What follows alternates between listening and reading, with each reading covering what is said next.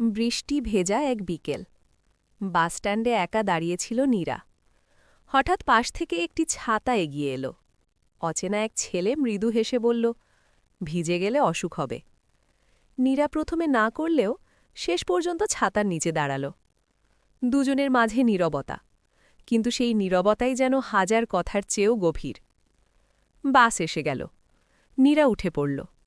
যাওয়ার আগে ছেলেটা শুধু বলল, আবার দেখা হবে, কোনো এক বৃষ্টির দিনে।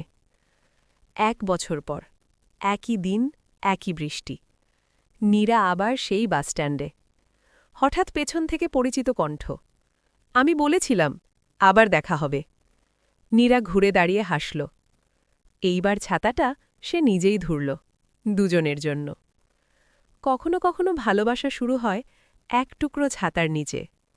ভালোবাসায় বিশ্বাস থাকলে লাইক দাও, আর এমন গল্পের জন্য এক্ষুনি সাবস্ক্রাইব করো।